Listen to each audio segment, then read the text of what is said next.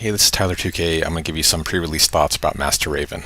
As of now, she's still an unreleased character, so just keep in mind everything I'll be discussing will be things I've seen from the video, and for the most part is purely speculation.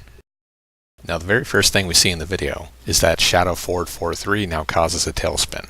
Now, this is a huge buff because in past games it used to cause a nosebleed stun, and as such was breakable. Also, assuming everything from prior games will roll into this game, that means at the wall she will actually have a low starting wall splat attack, and that's going to be pretty scary to deal with. Now we can go one step further and assume that all attacks which caused nosebleed stun in prior games will now cause spin stun instead. That'll give Raven a I-10 wall splat attack, as well as strengthening his down forward 3 to be even more versatile.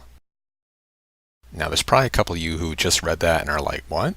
But yes, Raven now has a sword and she is not afraid to use it. So far we've only seen her use it during her Haze 2 as well as her Rage Drive later in the video, but it does seem to extend her attacks far past her reach. For instance, compare her new animation versus her old one. You can see the hit sprite extends about one range further.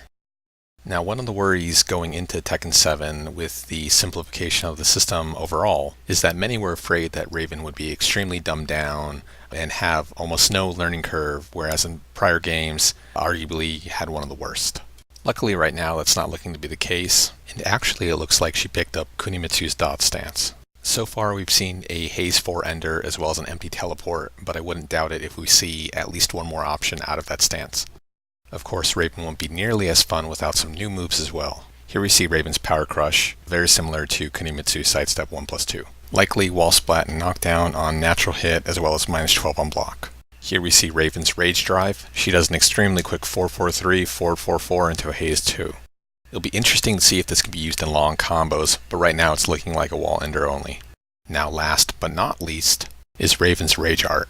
She disappears and then comes down with a Haze 4 style attack. Now what that likely means is she low crushes, making her Rage Art actually pretty strong in situations where she's low on health.